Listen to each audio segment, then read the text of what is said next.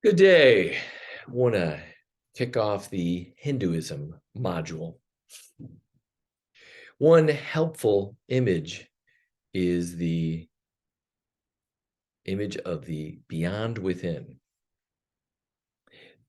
The image below is a follower or devotee of Vishnu. You can see the V in the forehead, and that represents the spiritual eye, or the ability to ascertain the third eye, spiritual realities in the world.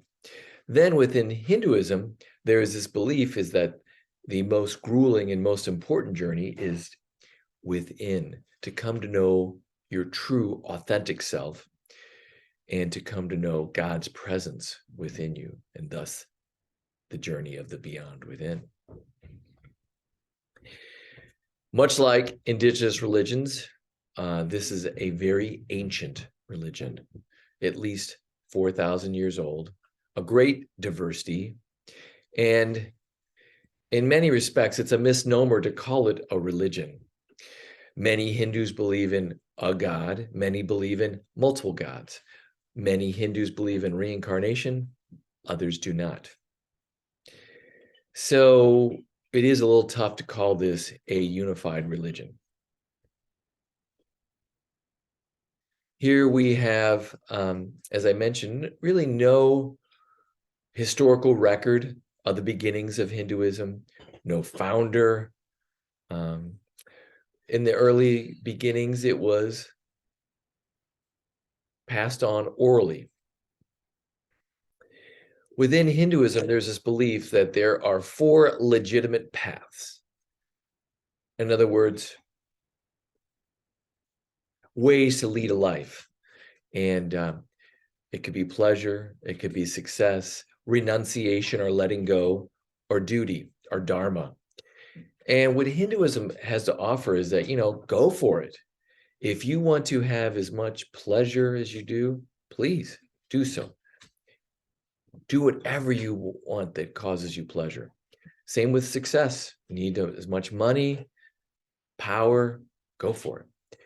What Hinduism suggests is that in this lifetime and perhaps other lifetimes, you'll figure out that those paths are legitimate, but they won't really get you what you want. The question is that we have to go deeper. And what we really want is we want being in most authentic self, knowledge of who we are in the universe, and bliss. And we may go after the other things temporarily, but those will not satisfy, and we'll only be left to go with what is really satisfactory. Deep within each person is God, or the name for God within is called Atman.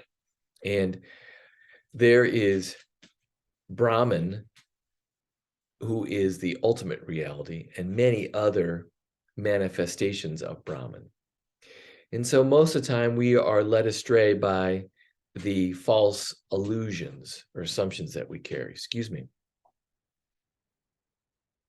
God is found in this awareness. We're able to detach from who we think we are and become conscious of our most authentic self and who God is.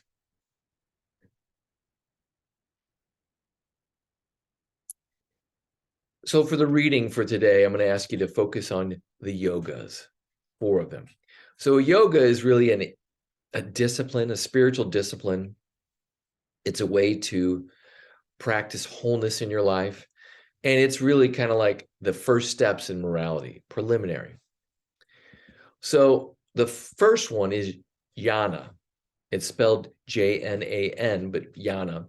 And this is for the people who really enjoy reflection. The examen, if that's your jam, then you would be a jnana yogi. You come to know yourself as you truly are. Bhakti yoga is for the lovers. Hinduism really considers Christianity to be a form of bhakti yoga.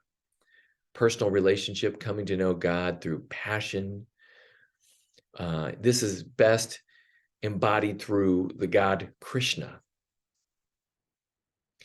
Then karma yoga. This is the yoga that appeals for the active types, and they enjoy work.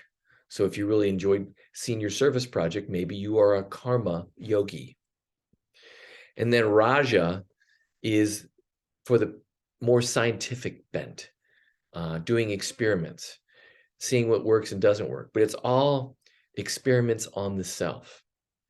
This is also kind of like what the asanas or the yoga practice that we see at the YMCA would be categorized as.